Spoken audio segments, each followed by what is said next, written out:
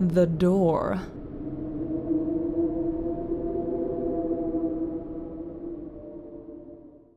I'm a first-year resident at the local hospital, so I often work long hours and I am always sleep-deprived.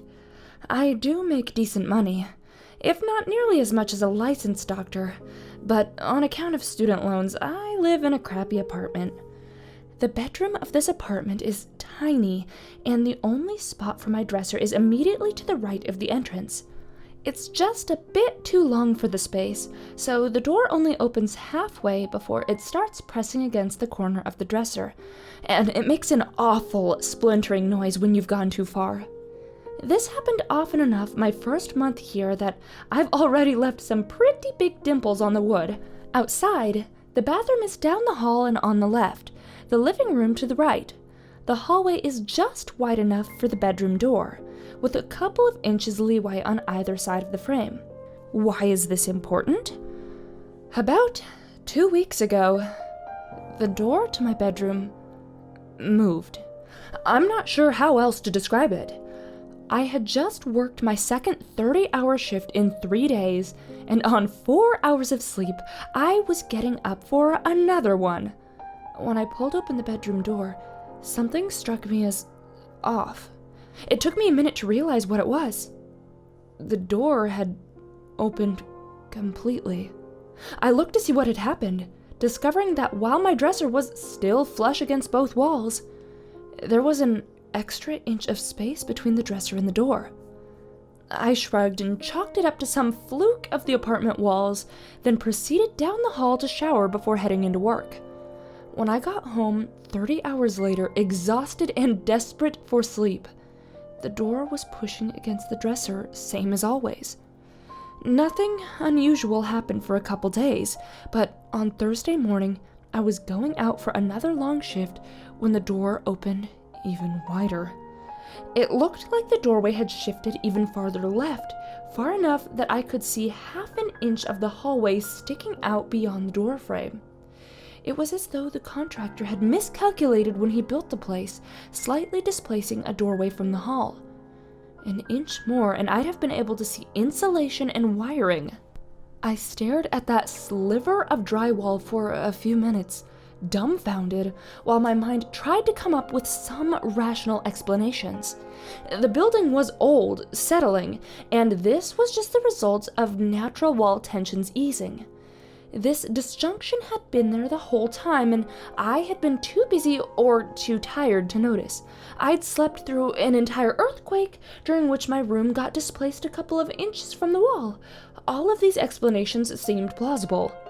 With work coming up in half an hour, I really just wanted to get some coffee and get out of there. So I decided to call the super after I got off. However, when I got home the next morning, the door was back to normal, and I was quite tired enough to not even care. Everything was ordinary the next day, too. On Saturday, I was headed to the hospital again when I found that, although my door only opened halfway, grinding against the dresser as usual, the hallway itself had shifted a good foot. The entire wall, and then some, was clearly visible. To the left of the wall, where I should have been looking into my bedroom, there was this black, inch-wide gap.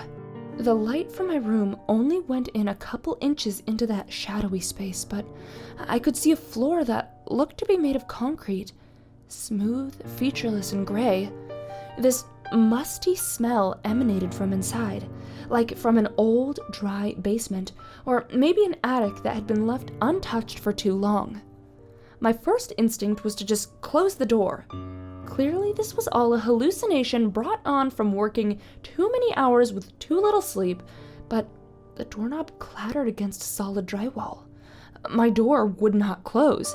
Confused and more than a little disturbed, I initially thought to just leave, get the hell out of there, and worry about the details later.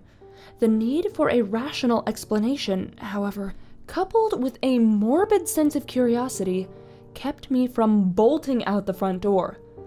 I called out of work for the first time in almost a year, saying that a pipe had burst in my apartment and that I needed to let the repairman fix it. Next, I called the super and asked him to come by. Then, while waiting for him to arrive, I shined a flashlight into that sliver of space. It wasn't much to see. The area ended at a cinder block wall roughly where my hallway turned, and although I was blocked from seeing how far the room extended to the left, I got the impression that it was big, maybe bigger than my entire apartment. Even if I was wrong, though, the fact remained that there was a strange space where my bathroom was clearly supposed to be. I even looked just to be sure. Everything looked perfectly normal for my bathroom. The super arrived less than half an hour later, but in that time it took me to answer the door and escort him back to my room. Everything had gone back to normal. As you can imagine, I got pretty agitated, even frantic. However, when the super saw how upset I was, he actually asked me outright whether or not the walls seemed to be moving on their own. While I gaped at him, he explained that the previous tenant, a young woman who had also worked at the hospital, had complained to him about something similar. She had claimed that the wall sometimes extended by an inch or more past the frame of the doorway, but whenever he came to investigate, nothing was out of the ordinary. The young woman eventually became hysterical, on the verge of moving out, but at his suggestion, took a leave of absence from the hospital instead. After that, there had been no more complaints. She stayed until her lease was up, and then after that, left without incident. The super gave me a sympathetic look after he told me the story, and asked whether I had been working particularly long hours recently, or perhaps also felt trapped by my work schedule. I mean, what could I say to that? I agreed with him, informed him that I would be taking a break from work as well, and apologized for wasting his time. The super was cool about it, since I guess he had experienced this sort of thing a lot, and even said that he was glad to be able to help, that the hospitals work us residents too hard. After he left, I called work to let them know I'd be out tomorrow as well, and then decided to turn in early and make up for lost sleep. It was nearly midnight when I awakened. I had been dreaming about something, I don't remember what it was, but it must have been a nightmare because I woke up with a sense of utter dread washing over me. It was like when you're alone in the early hours of the morning, silence hanging over your room like a sheet, and out of nowhere, you get the feeling that someone is in the room with you, standing behind you, watching you. That was the feeling I had upon waking up in the stillness of my bedroom at midnight. And then I heard the scratching. It was faint at first, so faint that I thought I was imagining it, but gradually grew in volume until it was clearly audible from across the room. Something was scratching at my bedroom door. That in itself shouldn't have been so alarming. I've had mouse troubles at the apartment before. I'd even heard them scratching at the walls at odd hours of the night. After the events of the previous day, however, the sound jolted me awake, that sense of dread deepening into real fear. I slowly got out of bed and tiptoed toward my door. Up close, the sound was unmistakable. The scratching was coming from the bottom of the other side. Well, mouse or not, I reached over and quietly as I could, locked the door. Then I grabbed the flashlight from the top drawer of my dresser, got onto my hands and knees, and shined it through the half-inch of space underneath the door. The scratching stopped almost immediately. Then, something reached in through the bottom of the door. I was so startled for a moment I didn't even realize what it was. And then it felt like someone had punched me in the gut. 3 fingertips curled against the bottom of my door frame, wriggling slightly as though trying to push the door open. The fingers were gray and skeletally thin, stained the rusty brown any medical student could tell you was dried blood. Their nails were long and ragged, clearly broken numerous times, with the splitting and pitting characteristic of malnutrition. And then I heard something else coming from just outside, carried on that musty, dry basement smell. Help me. The voice was so soft as to be barely audible, but it was clearly a woman, and I could hear panic running through it, quiet sobs underneath the words. And then I could hear something else, a sound like soft footsteps approaching from somewhere far away. And all the while the voice continued whispering, never growing any louder but getting more urgent, more rapid. "Help me, please. Please, please help me. It's coming.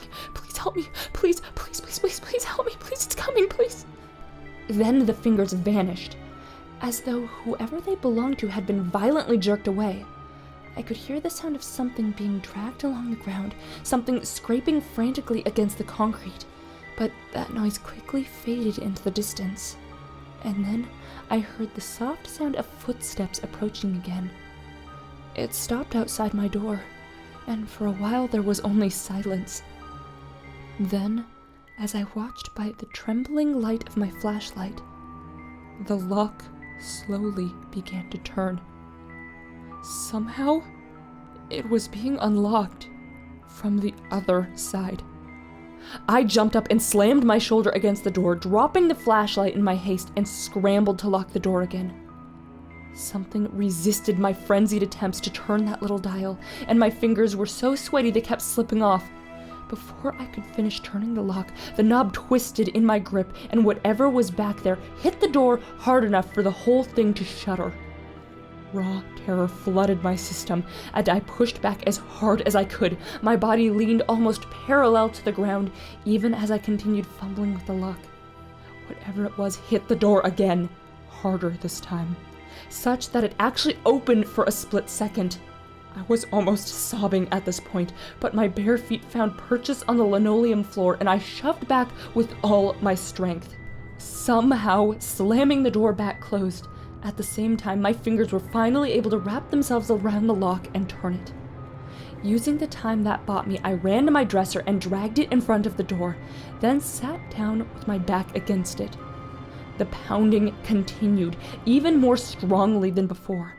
But with my dresser in the way, the door stayed closed.